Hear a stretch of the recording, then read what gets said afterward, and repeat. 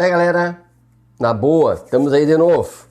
Um dia bonito, céu azul, show de bola, um pouquinho frio, beleza. Pois bem, o que me traz hoje? O assunto hoje será política, né? Mas alguma coisa como a política como ela é e a política como as pessoas mais do senso comum, mais inocentes, pensam que ela é. Há uma diferença bem grande. Eu ouço várias vezes pessoas bem próximas a mim, quando comentam política no sentido lato, né?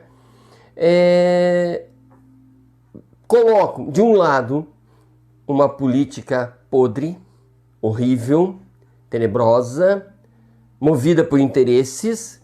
Olha que coisa feia, política movida por interesses. E um saudosismo de um tempo nunca vivido, que seria um tempo, uma realidade em que a política era pura, em que os sujeitos agiam em prol, né, da sociedade, né? Então haveria uma política horrível e uma política virginal. E o problema está em que as pessoas estão imiscuídas nos seus interesses, portanto estão nessa política podre. E aí a gente percebe o porquê desse discurso de buscarmos pessoas que não sejam políticas, né, para que nós possamos colocá-los nos espaços políticos, né? Aquela ideia de vamos buscar sujeitos técnicos e não políticos para os espaços políticos. Vamos buscar pessoas do mercado, né, por serem isentos, né, para colocarmos nos cargos hoje tão judiados, os cargos políticos movidos pelos interesses.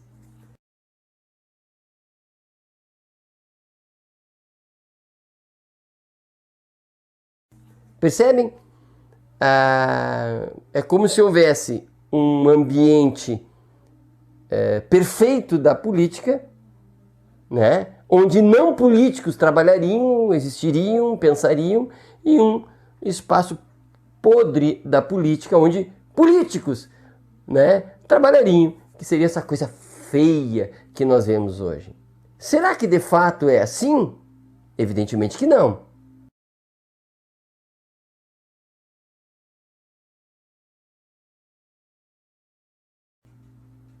Veja que Maquiavel já nos contemplava com uma visão objetiva, né, das características que o governante deveria ter, que o príncipe deveria ter para atingir o poder e manter-se no poder. E quando a gente observa, a gente percebe que a característica preponderante em Maquiavel era ver as coisas como elas são. Percebem? Portanto, é preciso que, para que deixemos de ser ingênuos, é preciso que nós percebamos que política é agir com e entre e pelos seres humanos. Percebe? São humanos que estão convivendo e que, portanto, precisam achar maneiras de manter a convivência e manter da maneira mais saudável que for possível. Então temos que partir da premissa de que não há, nem nunca existiu, a harmonia no sentido de ausência de conflitos nos povos quando o Estado se apresentou como possibilidade de existência. Juntar pessoas, coabitar num espaço físico, significa ter que conviver com conflitos. Conflito significa que as pessoas têm interesses, os grupos têm interesses. E que, portanto, política é lidar com interesses. Não há um lugar desinteressado. Seria desinteressante até, né? Um lugar desinteressado onde sujeitos não políticos, como isso? Sujeitos não políticos, né? Pudessem administrar o Estado. Ou seja, lugar político para não políticos. Percebem a contradição? Sujeitos puros, sem interesses, né? No imaginário coletivo, se imagina que é possível sujeitos puros, sem interesses, colocados na administração política do Estado, portanto, aí que daria certo. Percebem a impossibilidade disso?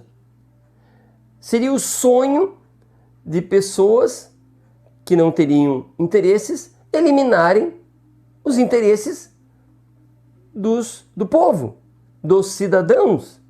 Como isso?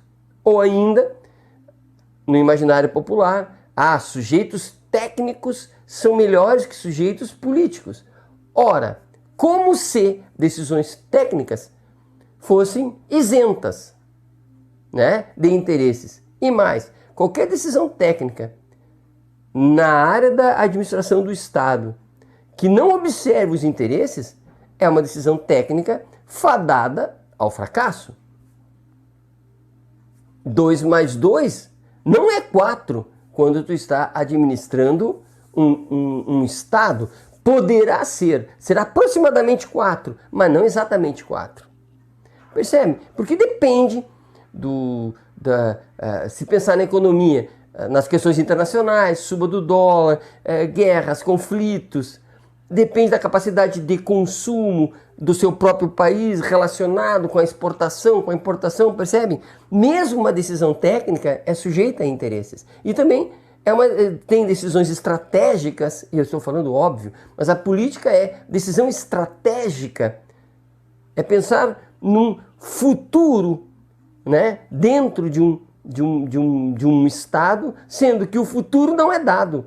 Portanto, o administrador técnico, ele padecerá, né, das condições de discutir com os entes, com as entidades, com as instituições e com as pessoas que compõem o Estado, para que elas compreendam que muitas vezes a decisão técnica não é boa, porque o futuro poderá modificar-se e mais. É preciso que mesmo que dê errado uma decisão, o povo compreenda o porquê que foi tomada a decisão e os riscos que ela acarretavam.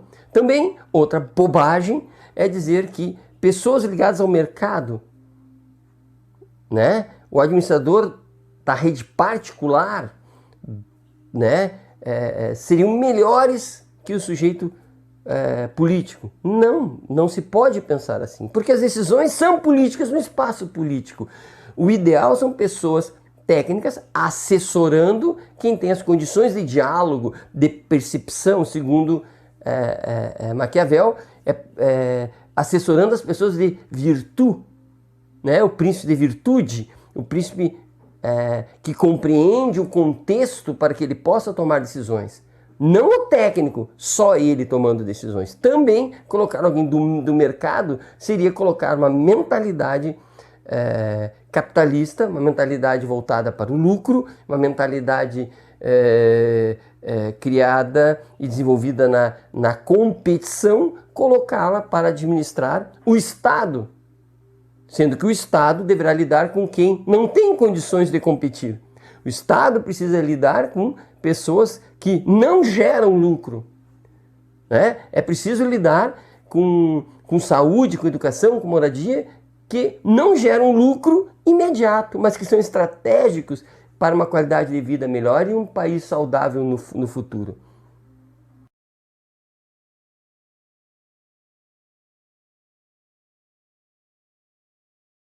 Quero dizer que, do ponto de vista da política, mais saudável é o país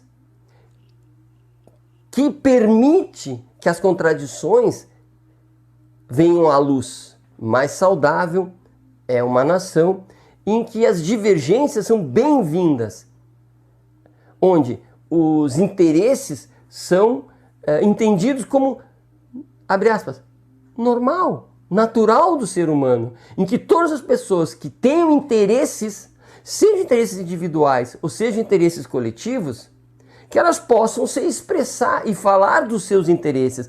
Por quê? Porque toda a unanimidade é burra. Percebe? O móvel da inteligência política, a energia da inteligência política são as desavenças, né? São as pessoas discutindo e ouvidas. Porque se eu ouço a discussão, ela perde, a discussão própria perde a sua energia destrutiva e se torna energia construtiva, se torna um novo, se torna um empurrão para frente. A discussão, a troca de ideias fortes significa uma qualificação, né? E esses interesses, que seriam individuais ou interesses coletivos, passam a existir de forma verbalizada, escrita, televisada, né? Televisionada, enfim, né? De maneira que todas as pessoas ouçam e possam pôr na mesa esses pontos de vista diferentes. O que não pode haver é um monopólio dos interesses. Aí nós temos um problema político grande, monopólio dos interesses. É fato que existem interesses, mas sempre a tentativa é monopólio desses interesses, né? As elites monopolizam determinados interesses e jogam com os demais. Então, a discussão é monopólio de quem é o interesse que hoje vige o governo? E por que outros interesses estão sendo calados?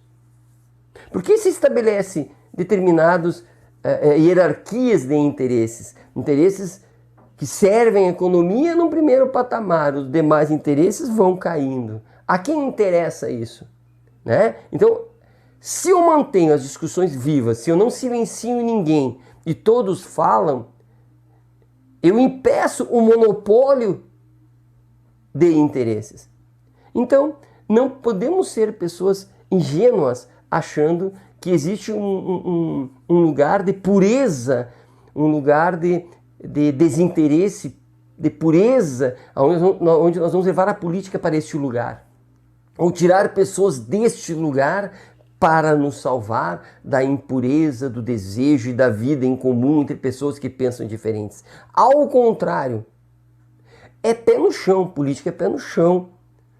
É observando os interesses, tropeçando, caindo, errando, acertando, mas sempre com uma mentalidade de melhorar a qualidade de vida de todos, né? Impedindo sempre o monopólio de interesse, porque daí não seria qualidade de vida para todos, e sim para alguns.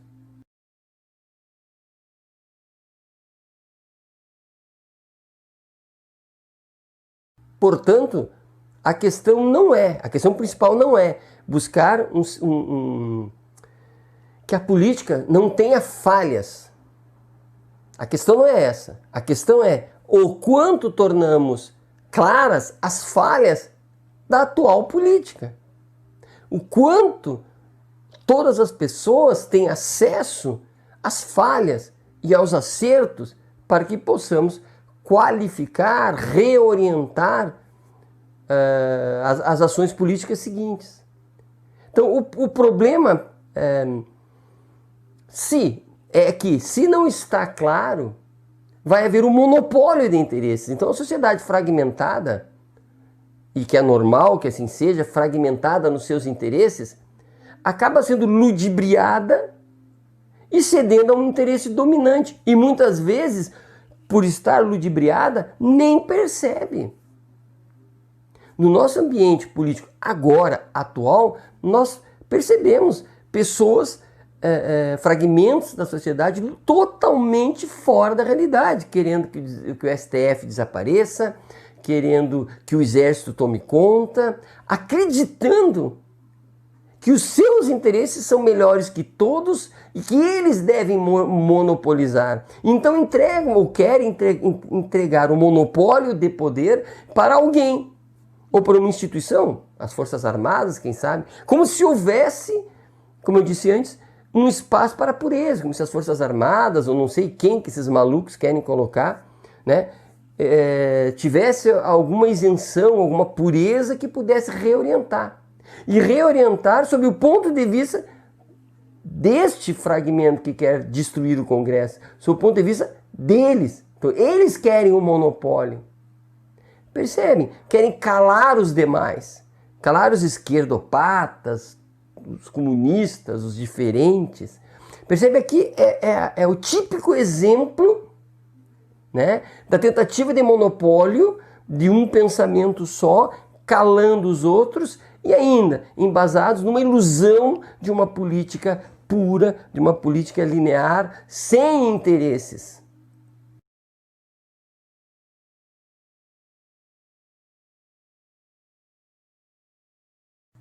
Portanto, para encerrar, eu posso dizer que, assim como o coração batendo mantém o corpo vivo, sem coração batendo, um coração linear é morte, da mesma forma, somente as diferenças de interesses, as falhas, os erros e os acertos, somente este pulsar, essa colisão é que mantém a democracia viva.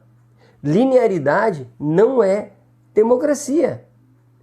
Portanto, toda a aprendizagem que nós devemos ter deste momento político é o seguinte: a vontade que nós temos de calar os dissonantes, a vontade que nós temos de calar é que nós temos, a vontade que essas pessoas têm de calar o Congresso, a vontade que essas pessoas têm de unificar a fala, de dizer só uma coisa só, a vontade dessas pessoas de que o coração não bata mais, que não haja mais conflitos, que seja uma coisa só, porque o conflito seria destruído pelo exército, pela força, pelo empurrão, está demonstrando essa linearidade que junto com ela a democracia padece, quem sabe até desaparecendo. Portanto, se eu pudesse dar um conselho, seria: mantenham as dissensões, mantenham as discussões, mantenham as contrariedades e, ao mesmo tempo, mantenham a claridade, a luz sobre essas discussões e contrariedades, para que o coração da democracia continue batendo e que ninguém seja calado, salvo se for imoral, ilegal, não constitucional ou que a fala deponha contra a própria democracia. Fora isso, deixemos de ilusões e vamos botar o pé no chão e bola para frente. Abraço!